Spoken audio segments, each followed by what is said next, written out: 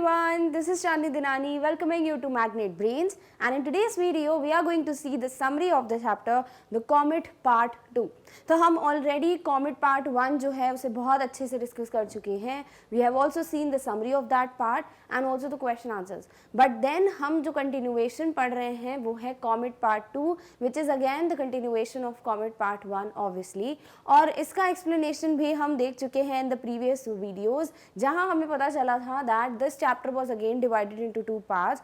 One was कि exactly क्या इन लोगों ने सोल्यूशन निकाला, जो भी कॉन्फ्रेंस हुई एक्सपर्ट्स की, कैसे कॉमेट को रोकने का इन्होंने सोचा, what was the major offensive measure taken.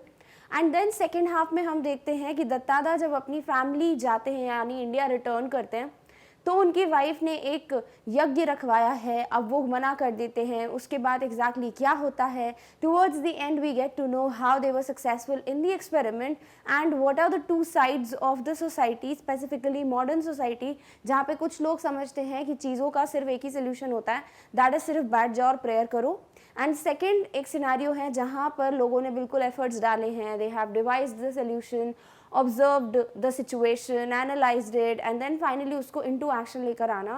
So these were the two situations जो कि दत्तादा भी सोचते हैं and towards the end he is also puzzled and he also does not has the answer whether the society is going to change or not. Clear? तो इस तरीके से ये पूरी summary जो है in short हम already पूरा explanation देख चुके हैं, but let's just discuss the complete chapter once again in this video so that हमारा एक revision भी हो जाएगा and also if something was not clear to you in the previous explanation videos then it would definitely be clear to you in this particular summary one. Clear? All right. So the Comet Part 2 is a continuation of the story The Comet 1. We already know it. तो Comet 1 का जो starting का description था ना कि chapter में हम पढ़ क्या रहे हैं वो as it is यहीं पे होने वाला है because it's the complete story. ठीक है, तो इसीलिए ये सिर्फ एक continuation है किसका, previous part या Comet first part का. After Sir John and James Forsyth finished their deliberations and Sir John dropped James at his hotel off Regent Street, it was 1 AM. अब स्टोरी यहाँ से कंटिन्यू होती है कि देखो कॉमेट 1 हम कहाँ पर छोड़कर आए थे स्टोरी कि अब सर जॉन और जो डॉक्टर जेम्स फॉर्सिथ है, the one who made the calculations and the prediction कि भाई कॉमेट का कोलिजन हो सकता है एट एनी मोमेंट, उन लोगों के बीच में डिस्कशन चल रहा था कि they need to call for a conference of the experts और फिर वो डिस्कस करेंगे एग्जैक्टली क्या हो रहा है. तो उनकी बातचीत पे हमने खत्म किया था चैप्टर. अब कंटिन्यूएशन क्या हो रहा है कि इनकी जैसे ही बातचीत डिस्कशंस ये सब खत्म हो जाते हैं, उसके बाद सर जॉन जेम्स फॉर्सिथ को उनके होटल पे ड्रॉप करते हैं बिकॉज वी ऑल्सो नो कि नोटिस में जेम्स फॉर्सिथ को इन्होंने मेंशन किया था कि उनकी ओवरनाइट स्टे के जो भी चीज़ें होंगी, जो भी फैसिलिटीज़ प्रोवाइड करनी होगी वो सब ऑलरेडी अरेंजमेंट्स कर देंगे. ठीक है, तो जो भी अरेंजमेंट इनका हुआ होगा to whatever hotel they were going, तो वहाँ पर वो ड्रॉप करते हैं. तो उस वक्त क्या हो रहा है, उस वक्त रात के 1 बज रहे हैं. There was no crowd on the street when James looked up from his window. A star-studded night sky greeted him, and amongst these stars was somewhere Comet Datta heading for a collision. तो हमें पता है कि यहाँ पर वो क्या कर रहे हैं, 1 बज रहा है भाई, तो कॉमन सेंस से इतना ज़्यादा भीड़ होगी नहीं, तो बहुत ज़्यादा पीसफुल सा बोल सकते हो सिनारियो है और कोई क्राउड नहीं था. एंड व्हेन जेम्स फॉर्सिथ अपनी विंडो से देखते हैं ऊपर तो sky is completely studded with stars, यानी ऐसा लग रहा है कि बिल्कुल स्टड का क्या मतलब होता है, जैसे मोती लगे रहते हैं in the necklace, so it is studded with the pearls, right. Specifically यहाँ पर स्काई की बात की गई है कि यहाँ स्टार्स पूरी हर जगह फैले हुए थे आसमान में and it was looking beautiful. और इसी को देख रहे हैं कौन, जेम्स फॉर्सिथ. और जैसे वो यहाँ देखते हैं उनको ऐसा लगता है मे बी जैसे कि स्काई जो है वो उनको हेलो बोल रहा है, ग्रीट कर रहा है. एंड उसी के बीच में कहीं पर क्या है भाई, कॉमेट दत्ता है जो कि एनी टाइम कोलाइड कर सकता है with planet earth. The calamity of the future on such a peaceful night was hard to believe. For a moment James thought if he had done his sums right. और जब James फॉर्सिथ ऐसे देख रहे हैं ना, और किसी को भी अगर आप बताओगे कि भाई इतना पीसफुल सिनारियो है, इतनी पीसफुल नाइट है और उसमें कभी भी ये कलैमिटी, एक ऐसी कलैमिटी जिसकी वजह से पूरी लाइफ खत्म हो सकती है प्लैनेट अर्थ पर, ऐसा कुछ होने वाला है, nobody would be able to digest it, nobody would be able to believe it, right. Similarly James Forsyth के लिए भी ईजी नहीं था टू बिलीव और टू गेट कन्विंस्ड कि इतनी पीसफुल नाइट है और उसी के बीच में कहीं ये बिल्कुल कैटास्ट्रॉफिक सा कॉमेट घूम रहा है जो कि कभी भी कोलाइड कर सकता है प्लैनेट अर्थ से. And because this was hard to believe, इसीलिए जेम्स फॉर्सिथ थोड़ी देर के लिए कंफ्यूजन में आ जाते हैं कि भाई मैंने सारे कैलकुलेशन सही किए भी थे या नहीं. Clear? All right. Sir John's efficiency was quickly dispelled when he reported for the conference and found that all the experts listed by him were there. तो ये लाइन कहाँ से आ रही है? कॉमेट 1 जो पार्ट 1 था ना उससे लिंक्ड है कि जब सर जॉन ने towards the end of the story बोला था कि भाई हमें जो कॉन्फ्रेंस है वो एक हफ्ते के टाइम के अंदर बुलवानी है, एंड जेम्स वाज लाइक एक हफ्ते में पूरे एक्सपर्ट्स फ्रॉम द वर्ल्ड और इतना इम्पॉर्टेंट कॉन्फ्रेंस अरेंज करना is not possible. But yes, वो जितने भी डाउट्स थे सर जॉन से रिलेटेड, उनकी एफिशिएंसी से रिलेटेड जेम्स फॉसेट को, दे वर क्विकली डिस्पेल्ड, दे वर क्विकली डिसमिस्ड. जैसे ही उनको पता चला कि भाई कॉन्फ्रेंस जो है जिस दिन इन्होंने डिसाइड की थी यानी एक हफ्ते बाद, वो उस दिन हुई भी थी, and there were lots of people, यानी जो भी लिस्ट दी थी ना जेम्स फॉसेट ने, सारे के सारे लोग वहां पर प्रेजेंट थे. Astronomers, computer scientist, nuclear physicist, space technologist, biologist, all were there. और जो भी फील्ड के एक्सपर्ट्स की ज़रूरत थी उस कैलकुलेशन को करने के लिए एवरीबडी वॉज प्रेजेंट देयर. और उनकी जो भी बोल सकते हैं जो भी उनका प्रोफाइल था, वट एवर दे वर, वो सारे यहाँ पे मैंशन है. Sir John's special invitee was Manoj Datta, who was also present. और ये जो लिस्ट थी ये तो ऑलरेडी जेम्स फॉसेट ने की थी रेकमेंड, बट इसके अलावा एक और इन्विटेशन था जो कि था एक special invitation from sir John to this person जिसने ये सब स्टार्ट किया, and that was the discoverer of this comet Datta, that is Manoj Datta. The conference lasted 1 week and went on under total cover of secrecy. एक हफ्ते तक ये conference चलती रही और बिल्कुल सीक्रेट मिशन था, किसी को भी नहीं पता चला कि they are discussing about such an important thing. The experts checked and rechecked James Fawcett's calculation and found that he was right. अब ये एक्सपर्ट्स देखो किसी भी एक डिसीजन पे आते हैं उसके पहले ऑब्वियसली उनको चेक करना पड़ेगा ना कि ये सब कुछ सही भी है या नहीं. तो वो सारे कैलकुलेशंस जो भी फॉसेट ने या जेम्स फॉसेट ने किए थे उनको चेक करते हैं, रीचेक करते हैं बेस्ड ऑन कि भाई अभी कॉमेट दत्ता की क्या सिचुएशन है, और इस तरीके से उनको क्या पता चलता है, there was no escape from the direct hit predicted by him. यानी जेम्स फॉसेट बिल्कुल सही थे, कोलिजन होगा ही होगा और कोई तरीका नहीं था कि हम उससे बच पाते. लाइक कुछ ना कुछ तो करना ही पड़ेगा ऑब्वियसली, बट अभी जब ये एक बिल्कुल चेक करते हैं सिनेरियो को, एनालाइज करते हैं, so they came to a conclusion कि yes, James Fawcett is right, that there is no escape from this catastrophic comet. Clear? All right. There was a small chance that the comet may just graze the atmosphere of the earth and not collide. But yes, वही है जो rare circumstances बताए थे James faucet ने, उसी की तरह ये भी एक छोटा सा चांस था, लाइक वेरी लिटिल चांस बोलना चाहिए, बहुत ही कम चांसेस थे कि ऐसा कुछ हो कि कॉमेट आए तो सही बट वो सिर्फ थोड़ा सा छू के निकल जाए अर्थ से. अब छू के निकल जाएगा इसका मतलब ये नहीं कि कुछ नहीं होगा, ऑब्वियसली नुकसान होगा बट इतना नहीं होगा कि पूरा प्लैनेट ही खत्म हो जाए. In that case, the loss of life and property would not be total, but the decision was taken that some action was needed. But yes, उस केस में कि जब कॉमेट आया थोड़ा ग्रेस करके या छूकर चला गया प्लैनेट अर्थ को, उस वक्त इतनी ज़्यादा लाइफ का या प्रॉपर्टी का डिस्ट्रक्शन नहीं होगा. बट yes, अगर हम इस चीज़ को लेके बैठ जाएंगे कि भाई कोई बात नहीं अगर ऐसा हो गया तो, राइट, तो ऐसा तो कुछ होता नहीं है. तो इसीलिए पूरी टीम डिसाइड करती है कि नहीं, कोई ना कोई एक्शन लेना बहुत ज़रूरी है, नहीं तो कुछ भी हो सकता है, right. This thing can also happen, but बहुत कम चांसेस थे और मेजॉरिटी या मैक्सिमम चांस किसके थे कि कोलिजन होगा. Clear? The experts dismissed defensive measures like living in underground bunkers. It was simply not a practical proposition.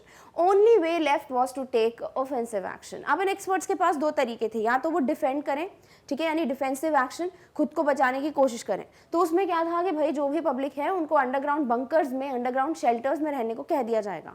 But obviously ये practically possible नहीं था, एक प्रैक्टिकल अप्रोच नहीं था, इसीलिए इसको उन्होंने उसी वक्त डिनाई कर दिया, डिसमिस कर दिया. सेकेंड अप्रोच था ऑफेंसिव, यानी कि हमला करना, अटैक करना. ठीक है, तो ये ऑफेंसिव मेजर क्या था, let's just discuss about it. Comet Datta could be marginally deflected from its path by giving it a push. After calculations it was found that the bulk of destructive nuclear power available on the earth would be needed to achieve this mammoth task. तो क्या होता है offensive कि मतलब attack करेंगे, ठीक है, किसको अटैक करेंगे, ऑब्वियसली इस कॉमेट को. अब कॉमेट इतनी ज़्यादा पावर से आ रहा है तो उसको भी उससे डबल पावर से या उतनी ही पावर से उसको पुश दे देंगे अगर, तो वो डिफ्लेक्ट हो जाएगा, यानी अपना रास्ता चेंज कर देगा. तो इन लोगों ने कैलकुलेट किया कि अर्थ पे जो न्यूक्लियर एक्सप्लोजन का पावर होता है ना, उतना चाहिए कम से कम इतने बड़े टास्क को, मैमोथ, जायजेंटिक, इतने इमेंस टास्क को कंप्लीट करने के लिए. तो यस, वो ऑफेंसिव मेजर क्या था कि भाई अर्थ पे जितना न्यूक्लियर एक्सप्लोजन का या न्यूक्लियर पार्क होती है उससे ये लोग पुश देंगे उसको, कॉमेट को, और उससे वो अपना रास्ता चेंज कर लेगा, यानी कि डिफ्लेक्ट हो जाएगा. Clear? All right. A gigantic nuclear explosion suitably placed, directed and timed could do the trick. अब ये चीज़ तभी हो सकती थी जब एक बहुत बड़ा इमेंस न्यूक्लियर एक्सप्लोजन प्लान किया जाए जो कि सूटेबली प्लेस्ड हो, राइट जगह पे वो करा जाए, ठीक है। पता चला कहीं और एक्सप्लोजन हो रहा है, कॉमेट कहीं और आ रहा है, राइट। सेकेंडली उसको बहुत अच्छे से डायरेक्शन दिया हो, यानी जिस डायरेक्शन में हमें एक्सप्लोजन चाहिए, पुश देना है कॉमेट को, वहीं पे रखा हो। And obviously very important, time सही प्लेस किया गया हो कि भाई हाँ कॉमेट इस वक्त आएगा, हमें इसी वक्त एक्सप्लोजन करना है, ठीक है। तो इस तरीके से ये लोग डिसीजंस ले रहे हैं कि भाई ये लोग क्या क्या कर सकते हैं, सो दैट फाइनली ये एक प्रोजेक्ट को डिजाइन कर पाए। This could be done by placing the nuclear payload in a spaceship, sending it to intercept and approaching the comet and detonating it by remote control. अब ये था पूरा, आप बोल सकते हो, description of what exactly they decided to do. तो ये था कि भाई ये लोग क्या करेंगे, इस न्यूक्लियर पेलोड को, जो इक्विपमेंट है जो एक्सप्लोड होगा, ठीक है, उसे वो एक स्पेसशिप में रखेंगे। ऑब्वियसली स्पेसशिप ही जाएगी, राइट। देन उसको वो एक पॉइंट पे जहाँ पे मीटिंग प्लेस होगी, एक इंटरसेप्ट जहाँ पे ये लोग मिलेंगे कॉमेट से, वहाँ पर प्लेस करना पड़ेगा। एंड देन वहाँ पर ये रिमोट कंट्रोल के थ्रू उसको एक्सप्लोड करेंगे ताकि क्या हो, उससे परफेक्ट एक्सप्लोजन हो, परफेक्ट टाइम पे हो और कॉमेट का डायरेक्शन चेंज हो जाए। Clear? Success or failure secrecy must be preserved. A timetable was drawn up for the operation which was code named Project Light Brigade. और इस तरीके से इन लोगों ने ये डिसाइड कर लिया कि भाई प्रोजेक्ट सक्सेसफुल हो, प्रोजेक्ट एक फेलियर हो, हम हमेशा इसको सीक्रेट ही रखेंगे। ऑब्वियसली तो पैनिक क्रिएट हो सकता है। दूसरी बात, उन्होंने इस प्रोजेक्ट का नाम क्या रखा, प्रोजेक्ट लाइट ब्रिगेड, और इसी पे बेस्ड उन्होंने एक टाइम टेबल भी डिस्कस किया। Let's just discuss that. तो अभी तक इतना आपको पता होना चाहिए, what was the defensive major, what was the offensive major, exactly क्या डिसीजन लिया, क्या नाम रखा प्रोजेक्ट का। Done, all right. The important dates in it were, अब फाइनली टाइम टेबल डिजाइन किया गया और उसमें 3 डेट्स डिसाइन की कि कब क्या क्या होगा, आपको ये सब ध्यान में रखना है। Number 1 is October 10, dispatch the spacecraft with the payload unless by then the comet is already destroyed by natural causes or has changed its path due to unforeseen reasons। अब देखो सबसे पहली चीज क्या करोगे, ऑब्वियसली आपको वो इक्विपमेंट चाहिए तो वो पेलोड हो गया, फिर उसको आप किस में रखोगे, स्पेसक्राफ्ट में, और उसको आप भेजोगे तभी तो ये सब चीजें होगी। तो पहला आप क्या करोगे, ये करोगे, राइट। तो बहुत इजीली आप ध्यान में रख सकते हो, October 10 को डिस्पैच करने का डिसीजन लिया। बट येस, अगर कुछ ऐसा हो जाता है फॉर्चुनेटली कि खुद ब खुद डिस्ट्रॉय हो जाए कॉमेट, नेचुरली स्प्लिट हो जाए, एवेपोरेट हो जाए, कुछ भी हो जाए, तो फिर अलग केस हो जाता है। But yes, this was the date जिस दिन ये डिस्पैच करने का डिसीजन लिया गया। नेक्स्ट था November 15। तो आपको ऐसे ध्यान रखना है भाई 10 अक्टूबर है, एक महीने बाद और 5 दिन और आपको बढ़ाना है। So November 15, rendezvous with the comet and detonation of the payload. अब क्या होगा भाई, आपने भेज दिया, अब आप क्या करोगे, ऑब्वियसली आपको एक्सप्लोड करना है। एक्सप्लोड करने के लिए क्या करोगे, उस मीटिंग प्लेस पे पहुंचाओगे। सो रेंडुवो मीन्स वो मीटिंग प्लेस, ठीक है। तो कॉमेट की मीटिंग प्लेस पे पहुंचा और आपने इसको डेटोनेट यानी कि आपने एक्सप्लोड किया उसको रिमोट कंट्रोल से। सो फाइनली सेकंड स्टेप हो जाएगी ये, ठीक है। तो हमें अगर पता है कि उन लोगों ने क्या डिसीजन लिया तो ये डेट्स ध्यान में रखना, कोई बड़ी बात नहीं है। क्लियर? नेक्स्ट है final date, that is December 15. If the experiment failed, this was the day comet would hit the earth. If it succeeded, this was the day the comet would pass by at a nearby safe distance. तो December 15 था भाई ultimate decider बोलना चाहिए, because इस दिन अगर ये successful होता है प्रोजेक्ट तो कॉमेट चला जाएगा कहीं और, किसी और सेफ डिस्टेंस पे। अगर नहीं होता है तो जो कोलिजन है वो डेफिनेटली होने वाला था कब, December 15 को, ठीक है। तो October 10, November 15, December 15, ये तीनों डेट्स आपको ध्यान में रखनी है। Number 1 is dispatch, number 2 is the rendezvous with the comet and also the detonation या एक्सप्लोजन, और December 15 would be the decider. Clear? All right. The success of the experiment depended on how massive the comet was. Nobody could estimate. Everybody hoped that it was not very massive. When Datta asked Sir John Macpherson for his opinion about the chances of success in the project, during the week the two had developed considerable liking for each other. Sir John told Mr. Datta that he was not buying any Christmas presents till December 15. देखो यहाँ पर beginning का ये question जरूर आ सकता है आपसे कि जो ये एक्सपेरिमेंट है उसकी सक्सेस किस चीज़ पर डिपेंड करती थी, कि कॉमेट कितना मैसिव है, कॉमेट कितना बड़ा है, बिकॉज किसी को भी नहीं पता था कि कॉमेट कितना बड़ा होने वाला है, ठीक है। दूसरी बात, जब दत्तादा और सर जॉन इस मीटिंग के दौरान, कॉन्फ्रेंस के थ्रू दौरान मिलते हैं, so they kind of develop a special affinity for each other, liking for each other. दोनों एक दूसरे की क्वालिटीज को बहुत ज़्यादा एडमायर करने लगते हैं। और दत्तादा ऐसे ही पूछ लेते हैं सर जॉन से कि आपको क्या लगता है कि भाई सक्सेसफुल होगा कि नहीं। तो सर जॉन यहाँ बोलते हैं कि मैं श्योर हूँ कि मैं December 15 तक कोई क्रिसमस प्रेजेंट नहीं लूंगा, क्योंकि उसी दिन डिसाइड होगा कि भाई ये सक्सेसफुल होगा या नहीं। यानी किसी को नहीं पता था क्या होगा क्या नहीं होगा, but yes they gave their best to find a solution at least, and we never know what would happen next. Clear? All right. Dattadar toured the British Isles for 2 weeks after the conference, and he had a pleasant time visiting observatories and exchanging views with amateur as well as professional astronomers. और finally दत्तादा वहीं रुकते हैं, घूमते फिरते हैं, obviously गए हैं तो वहाँ घूमेंगे तो राइट, फिर वहाँ पे जितने भी एमेच्योर बोल लो एस्ट्रोनॉमर्स या प्रोफेशनल एस्ट्रोनॉमर्स बोल लो, जो भी आए थे उन सबसे वो बातचीत करते हैं, अपने व्यूज एक्सचेंज करते हैं. On his return, he was greeted by the unavoidable vast crowd of friends, social leaders, students, and the usual hangers-on, loaded with garlands and bombarded by questions. From the press, he somehow made his way to the waiting car. Arriving home, he found another crowd gathered under a pandal. अब क्या होता है finally जब ये वापस आते हैं तो वही चीज़ होती है भाई, आप फेमस हो जाते हो तो पूरी पब्लिक आ जाती है, फ्रेंड्स आ जाते हैं, मीडिया आ जाती है, तो इस तरीके से ये लोग सब पहुंच जाते हैं वहाँ पर. और हमें पता है दत्तादा बहुत इंट्रोवर्ट पर्सन है, उनको बिल्कुल नहीं पसंद ये भीड़ भाड़, ये फेम पब्लिसिटी, राइट. तो इस तरीके से सब लोग आ जाते हैं, बट जैसे तैसे वो बचकर अपनी कार की तरफ पहुंच जाते हैं जहाँ से वो घर जाएंगे. क्लियर. तो ये पूरी समरी किसकी थी, first part of this chapter. अब सेकेंड पार्ट पे हम मूव करेंगे. He stared questioningly at Indrani Devi as she knew how much Dattada hated crowd. क्योंकि इसके पहले सेकंड जो हाफ है उसकी एक लाइन हो चुकी है कि जैसे ही पहुंचते हैं दत्तादा अपने घर, वो एक और भीड़ देखते हैं अपने घर के इधर, जो कि एक पूरा पंडाल बना हुआ है, एक पूरा टेंट लगा हुआ है वहाँ पे, पूरी सेरेमनी की जैसे या किसी फंक्शन की या किसी भी एक ओकेशन का पूरा बोल सकते हैं डेकोरेशन किया हुआ था. तो इस तरीके से ये जैसे ही दत्तादा पहुंचते हैं तो वो एक क्वेश्चन मार्क वाले एक्सप्रेशन के साथ अपनी वाइफ की तरफ देखते हैं, दैट इज इंद्रानी देवी की तरफ, क्योंकि इंद्रानी देवी को भी पता है कि मेरे हस्बैंड को क्राउड बिल्कुल पसंद नहीं है. Indrani Devi gave the explanation that she had arranged a yagya and called priests to bless Dattada.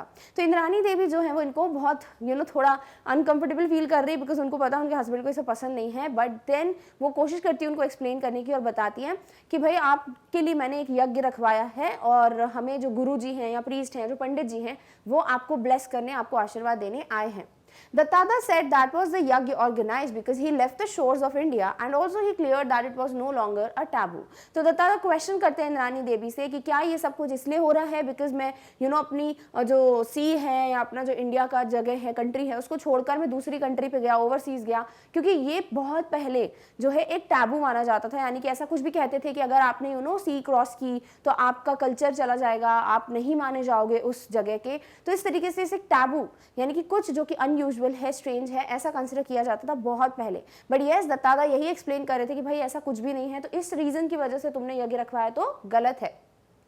He also told his wife that she was aware of what were his views on the meaningless rituals. Also, Duttada इन rituals में believe ही नहीं करते थे, because जिस चीज़ का logic नहीं, जिस चीज़ का मीनिंग नहीं, उसको बिलीव बिल्कुल नहीं कर सकते दत्तादा, क्योंकि बिकॉज वो साइंटिस्ट हैं, राइट. एक साइंटिफिक अप्रोच ही रखेंगे वो, लॉजिकल, एक रैशनल अप्रोच, रादर देन कि भाई कुछ भी जिसका मीनिंग नहीं है उसको मान ले. Indrani Devi looked at Sibaji Babu, who was the younger brother of her husband, and Sibaji Babu explained that they were very disturbed since he had discovered the comet.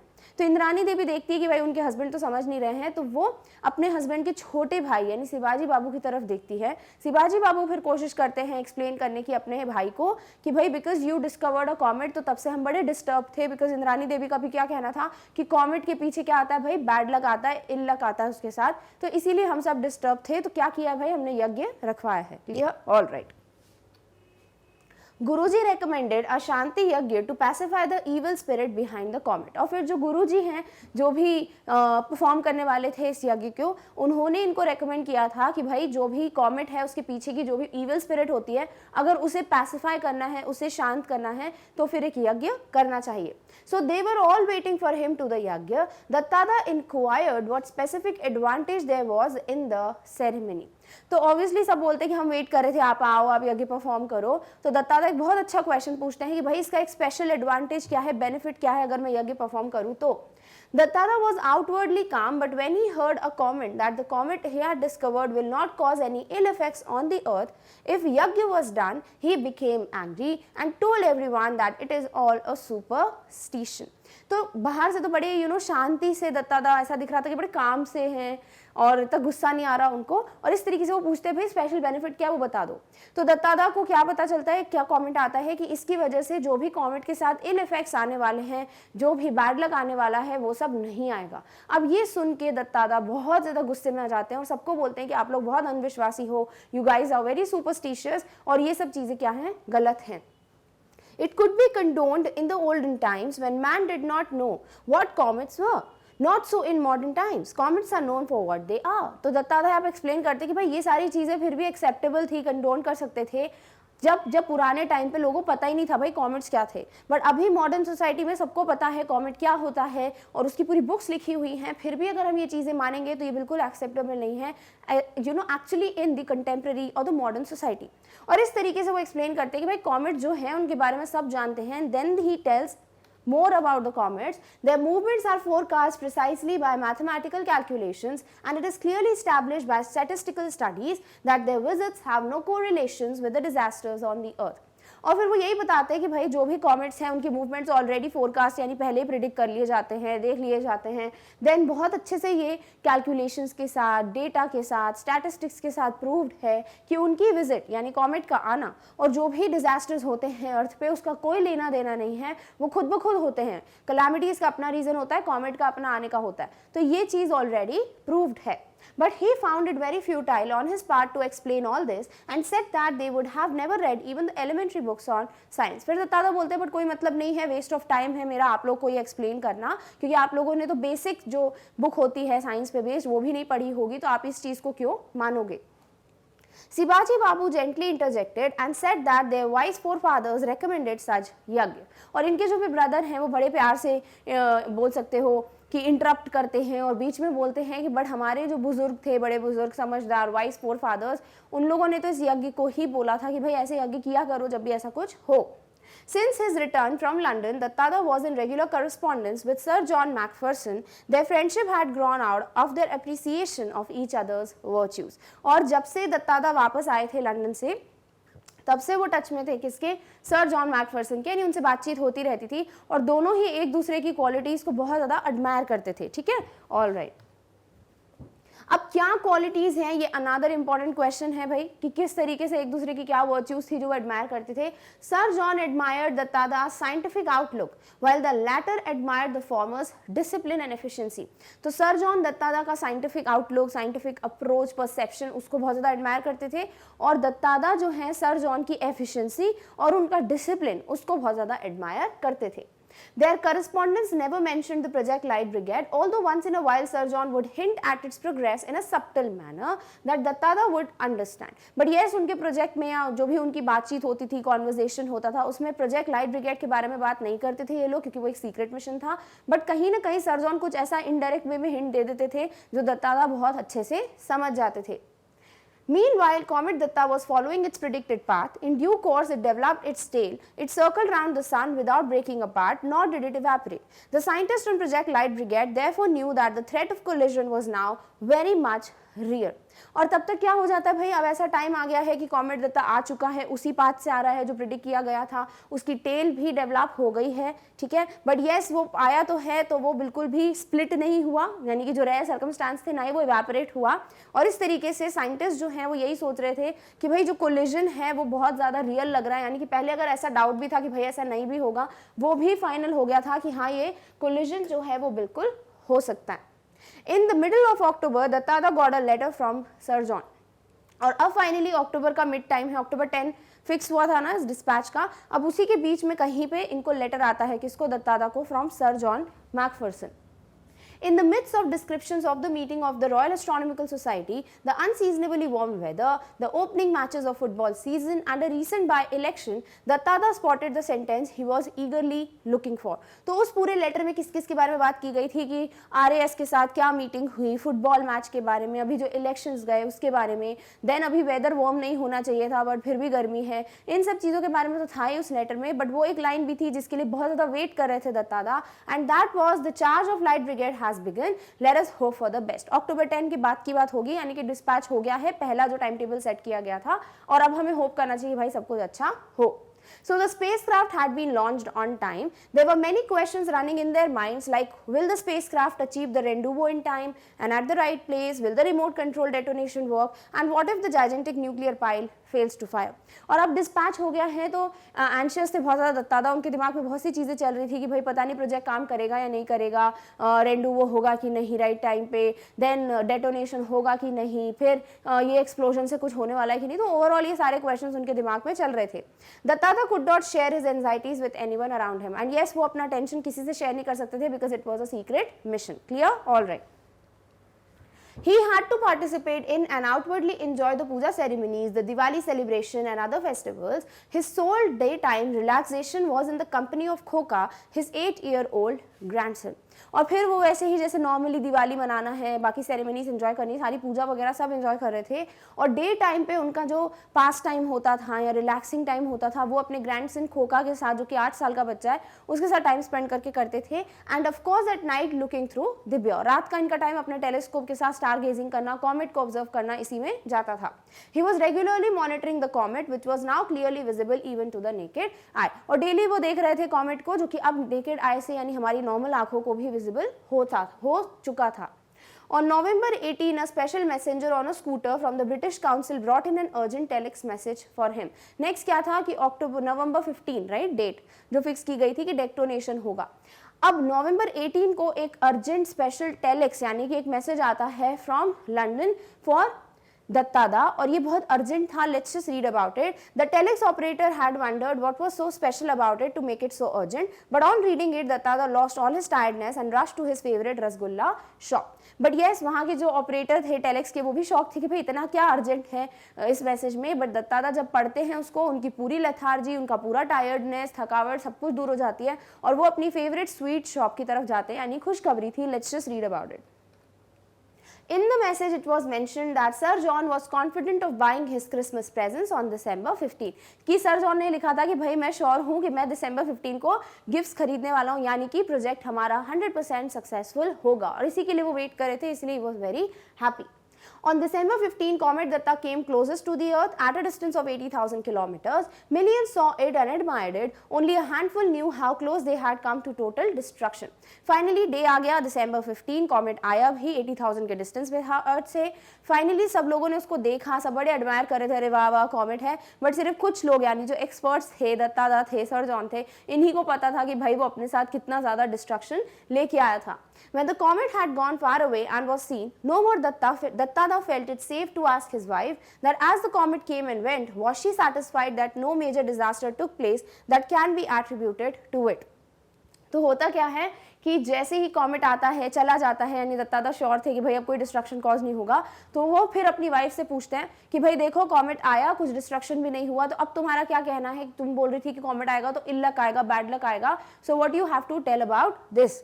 Indrani Devi agreed that there was been no major disaster, but there could have been some. तो इंद्रानी देवी was like कि हाँ बिल्कुल नहीं हुआ है but हो सकता था, and she was quite confident in telling this, जैसे कि उनको सब already पता हो। इंद्रानी देवी with quite confidence asked Dattada about what he thought was the reason for it. Dattada looked at her and started thinking that how was she aware of it, as he had never mentioned Project Light Brigade to her. तो ये जो है जिस तरीके से पूछती है ना, तो दत्तादा को भी लगता है कि भाई इनको कैसे पता, मैंने तो बताया नहीं था प्रोजेक्ट के बारे में, how is she so confident?